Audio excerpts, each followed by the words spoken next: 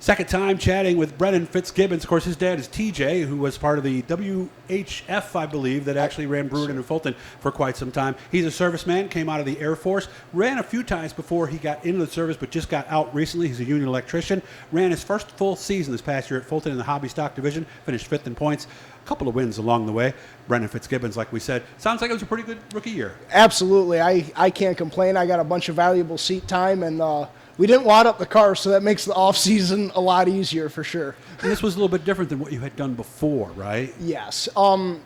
Before I left for the military, I ran a four-cylinder once or twice, and then maybe 2 or 3 or 4 shows maybe at Skyline in a hobby stock, and then we ran 2 or 3 races in 2021 when Fulton had the hobby stocks, but this was our first full season. Yeah, because they did do a couple just to kind of see and almost to feel the rules out. It kind of seemed like to me, right? Yes, they did. Are the rules there different than some other tracks? Some for sure. I know the motor rules are different. A lot of other tracks are allowed solid motor components, like solid lifters, exactly, stuff like that. All that kind of stuff. Mm-hmm. And they're pretty much full hydraulic at Fulton, from at least my understanding of the rule book, and it keeps it more affordable for guys, not blowing crazy amounts of money on engines. Well, what do you have? You have a crate or something else? So we ran a crate motor all season, yeah. So we were still able to compete with, 9-to-1 compression, and was able to pick up 2 feature wins. So it is a little bit of a disadvantage at the 3/8 mile at Fulton, do you believe?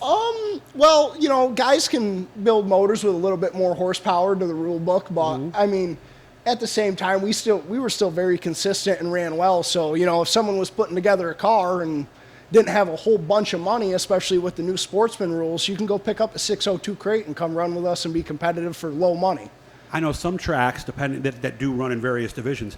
Do you have to keep it up top and kind of keep it wound up rather than try to hug the rails? No, I'm a hub sucker. Okay, so you're down as low as you can get. No, I like being 2 inches off the tires if possible. So you got to gear it up a little bit, obviously, so you can get out of the corners, right? Absolutely. Was your dad a bottom feeder too? Oh, yeah.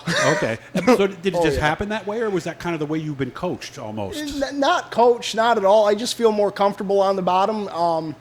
When you're running the outside, you got to worry about the person down below you. I mean, that's true. If their car's out to lunch, it's going to cost you money. So if the high side is not the optimal line, I'm going to stick to the tires. Well, and a lot of times at Fulton, the top can get so far out that it really makes it a longer distance around, doesn't it? And we got 3,200-pound cars. That's true. It's not 2,400 like a sportsman. Yeah. You got to get those things wound up if you're going up top. Yeah, that's a good point. Yeah. So how do we look now? Are we coming back with the same car, same everything? Yeah, same car. Yeah, same car. Motor's different? We don't have to say if you don't want to. I know how it goes. No, but we think we were a teeny bit outgunned. Not outgunned by any means, but we think that we could have been a little more competitive with a little bit of a stronger motor. But, I see. So we just refurbished our crate motor a little bit. We didn't do anything crazy. We're a low buck team. We're not trying to spend a ton of money. So you got other things going on. You can't be that guy as much as you'd want to run a 358. Exactly. That, and you'd be living in a box over a heating vent, right? Yeah. But you'd have a 358. Is it that simple? Yeah. This is what you can afford, right? Yeah, exactly. Yeah. We have great people that help us out. We have great sponsorship. Tim August out in California is a huge contributor to us. The guy is family to us, and he helps us out a bunch. Larry Wilson over at RC Wilson Backhoe. Reggie Brown from Mott Road Park, he loans us his trailer to get to and from the track every week.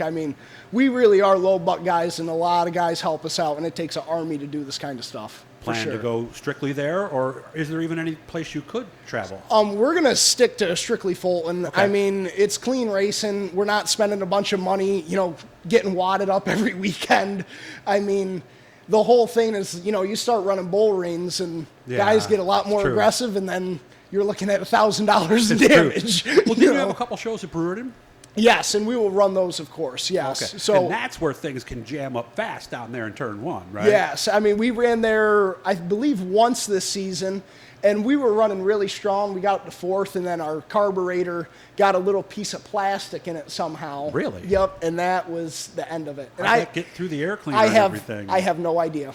That is weird. Jimmy Evans, all those guys came over. We took the hood off and started taking the carburetor apart, and a little teeny piece of plastic got in there, and it's like, are you kidding me? Do you have to rebuild it or just clean it out? Nope, just cleaned it out, Okay. and we just swapped out the power valve real quick and made sure everything was cleaned out, and everything was working just fine after that. Very good. Yes. Well, hey, I'm glad you had a good season. I remember I met you last year, I think, at the Motorsports Show. Yes, sir. Right before we got going. So, and call me Doug. He's Gotcha. ex-military, so that's I why know. everybody is sir. It's just but I do habit. appreciate that. See, I was raised the same way.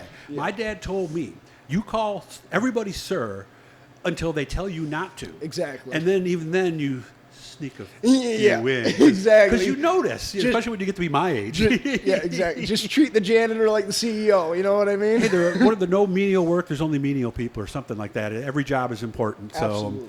good job. Thank you for your service. I really appreciate it, and hope you guys have a good season. My honor. Thank you, sir. Thank Doug. everybody here at Doug. Jammers. See, he didn't do that one on purpose. It just came out because that's what you're used to. Thanks to Exactly. everybody here at Jammers Restaurant and Sports Bar, Troyer Fuller Racing, Troyer Dirt Car, of course, our friends at Bicknell, and of course, Swift Springs. You take care of yourself, man. I'll talk to you soon. Thank you.